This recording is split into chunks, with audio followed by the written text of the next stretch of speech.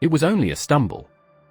Barely a second-long misstep, one foot catching the edge of the carpet during a class presentation.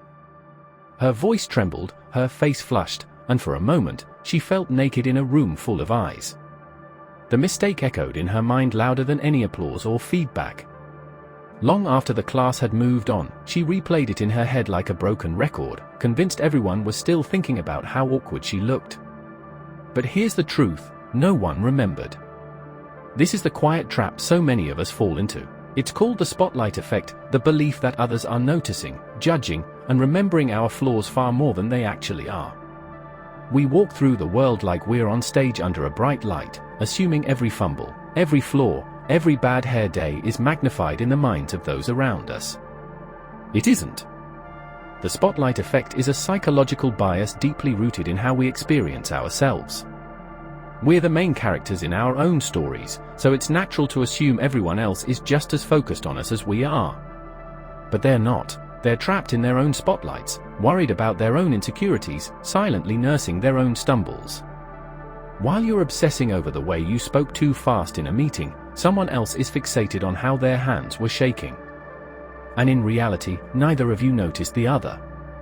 This bias isn't about vanity, it's about vulnerability. It shows up when you overthink a small stain on your shirt. When you're sure that everyone saw your hands tremble. When you mispronounce a word and it ruins your entire day. It's the reason why so many people dread public speaking, hesitate to raise their hands, or overanalyze text messages for hours. The fear isn't just of judgment, it's of being seen wrong. But here's what's liberating: the moment you realize how little people are paying attention to your flaws is the moment you begin to breathe. The world isn't your audience. It's filled with people in their own heads, just like you. That doesn't mean your feelings aren't real. The embarrassment, the anxiety, the shame, they are. But they don't reflect the truth.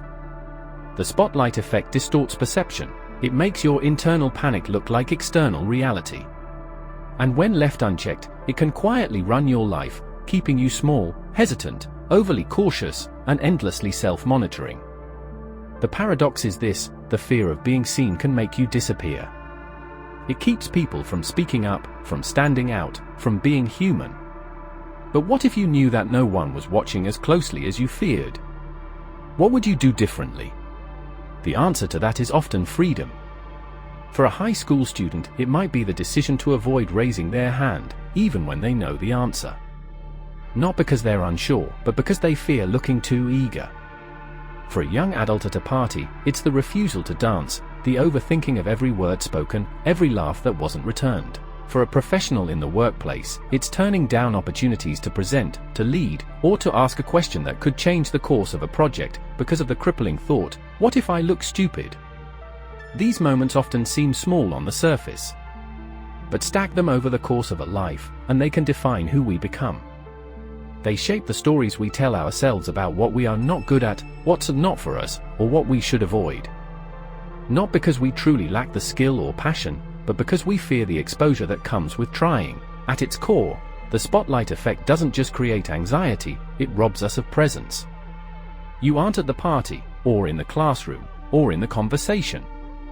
You're in your head, monitoring yourself like a security camera, rehearsing your words before you speak, playing them back after you do. Your body may be there, but your mind is stuck on stage, wondering how the audience is reacting to your every move. It's exhausting. And tragically, it's often invisible. What makes the spotlight effect so insidious is that it disguises itself as truth. When you feel like people are judging you, your body reacts accordingly: faster heartbeat, flushed skin, tight muscles. The physical reaction becomes proof in your mind that you're actually being scrutinized. But this is a trick of perception. The fear becomes the evidence. And so the loop continues. Social media has only made this worse. We live in a world that rewards visibility but punishes imperfection. The curated nature of online presence creates a sense that everyone is always watching, ready to screenshot, mock, or cancel. And so, the spotlight becomes literal. It's not just in your mind.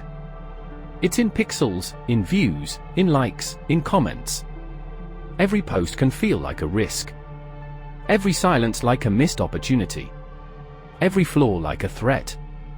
But even in this hyper-visible culture, the truth remains, most people are thinking about themselves, not you. And that's not meant to diminish your experience, it's meant to free you from it. Because here's the hidden power in all of this: once you realize how little people are actually focused on you, you can begin to show up more fully. You can take the leap, raise the hand, tell the joke, dance badly, speak honestly. You can live in moments instead of managing them. And in doing so, you become more than just the person afraid of being seen. You become the person worth remembering, not because you were flawless, but because you were real. And that's what sticks with people. What's most ironic about the spotlight effect is that while we're busy assuming the world is watching our every move, most people are wrapped up in their own internal narratives. The illusion of constant scrutiny creates a prison not built by others, but by ourselves. It makes us hyper-aware of every stumble, every flaw, every word that didn't come out right. It magnifies ordinary moments into crises of self-worth. A person who walks into a room and trips over a chair might spend the rest of the day replaying the moment in their mind, feeling humiliated, assuming everyone else saw it, laughed, and remembered. In reality, most people probably noticed for half a second, if at all, and moved on. That's the cruelty of the spotlight effect. It tells you you're always on stage, but no one's really in the audience. This distortion affects more than just confidence, it erodes authenticity. You begin filtering yourself, your opinions, your humor, your mistakes, through a lens of imagined judgment. It can lead to social anxiety, self-censorship, and even identity confusion. You're not showing up as yourself, you're performing for a crowd that doesn't exist. But once you realize this truth, that most people are too focused on their own spotlight to linger in yours, it becomes liberating. You begin to loosen the grip of your imagined audience. You make room to speak without rehearsing, to act without approval, and to live without apology. The spotlight effect is a trick of the mind, one that tells us we are constantly being watched, judged, evaluated. But the truth is far gentler. Most people are too caught up in their own worries to fixate on ours. The moment we understand this, we begin to reclaim a piece of our freedom. We stop curating every gesture and second-guessing every sentence. We begin to live more honestly, more openly, and more humanly. You'll never fully silence that voice that says they're all watching, but you can learn to ignore it. You can learn to act anyway, and when you do, you'll notice something remarkable. The world becomes softer, less threatening. You stop performing and start connecting. Because the moment you stop fearing the spotlight is the moment you step into your real life, not as an actor on a stage, but as a person in the world.